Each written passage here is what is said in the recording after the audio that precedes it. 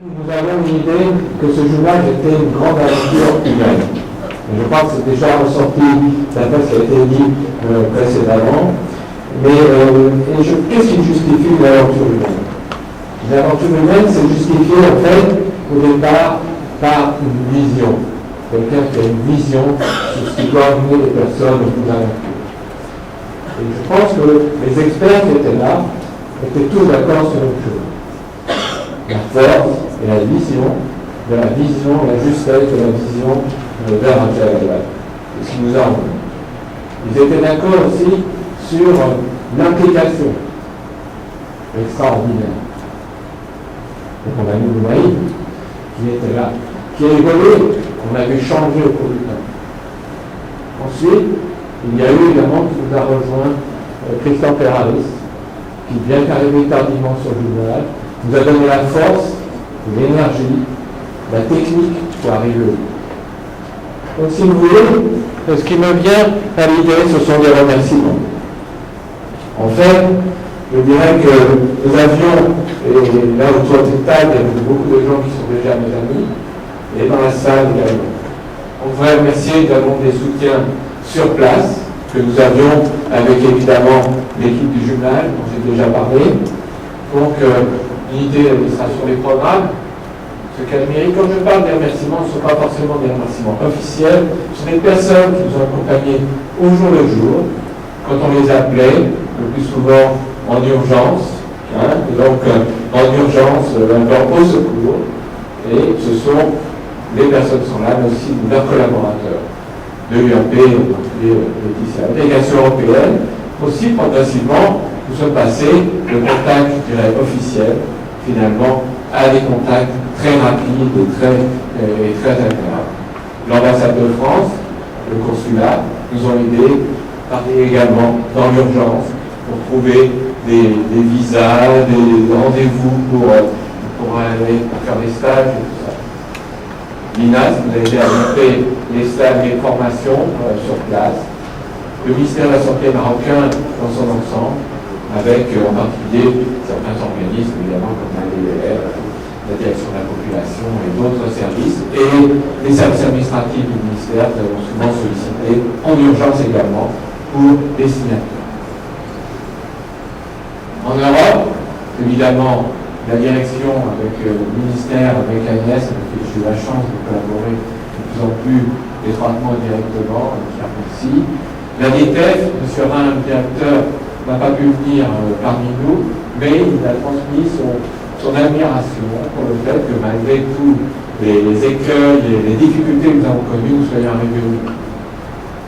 La FNOR, évidemment, avec toute son organisation. l'ISPED, l'organisme de Bordeaux, on a notre ami Rachid Sami qui est ici, qui nous a beaucoup soutenu tout au long de ce programme. Les différents instituts nationaux de santé publique, l'INPS, nous avons vu, mais aussi les instituts européens qui nous ont aidés malgré la grippe H1N1, la nuage volcanique, nous avons tout traversé pendant ce journal. Et voilà, donc j'oublie certains, mais enfin, il y a beaucoup, je les remercie, je remercie tous. Bien, donc nous allons passer maintenant à un peu la vision sur le programme. Il y avait 4 composantes. Alors ici, c'est une photo, disons, une photo qui a été prise pendant les premières réunions sur les missions et statuts. Je pense que beaucoup de personnes ici vont se reconnaître, disons, et on voit que cette réunion est présidée par le secrétaire général et donc Rachel Alvad, mais on trouve aussi pas mal de nos amis qui sont ici, aussi Gisèle Madalin, qui était la première de la DTF qui va un peu recruter, embarquer sur cette aventure. Alors en fait, quelles ont été par rapport à ces missions, les acquis communautaires. Donc nous avons fait des voyages en Europe, donc pour commencer, et puis des formations qui étaient faites en particulier par personne de l'IRS, par Arnaud Tarantola, qui est venu nous présenter les acquis communautaires. Ensuite, nous avons défini le nouveau cadre réglementaire. Donc vous aurez plus tard les experts, en particulier Daniel Larger, qui va présenter ce travail, Stéphane Lobulaire. Et puis nous avons travaillé sur un plan stratégique à 5 ans et un projet d'établissement qui seront rappelés par les éditeurs parce qu'il y a et donc c'est pas de. Alors, il y a eu beaucoup de discussions. Il y a eu beaucoup de. On l'a précédent. Il y a eu beaucoup de discussions, disons, des discussions souvent très animées.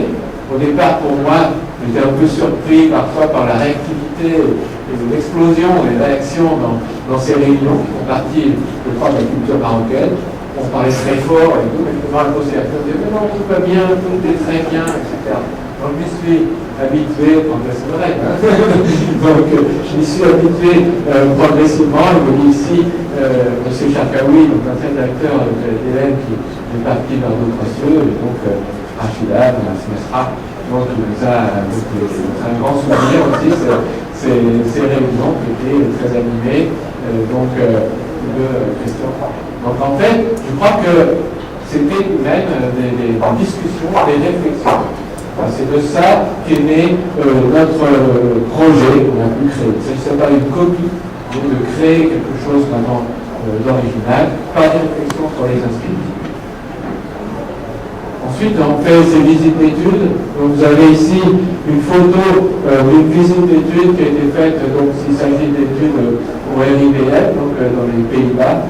Lanos n'a pas pu venir parmi nous, mais on connaît sur les photos, vous voyez, le secrétaire général, donc, le directeur du RIBF, Mme Mesra, qui était avec nous, le personnel du ministère des Finances, et puis, évidemment, notre interprète et un certain nombre de personnes de cet institut. Voilà, donc nous avons toujours été accueillis d'une façon extraordinaire. On a pu récemment encore le deuxième voyage, nous gardons un souvenir, peut-être qu'il faisait froid, c'est vrai, mais en fait la chaleur de laquelle il était telle que ça compensait le froid.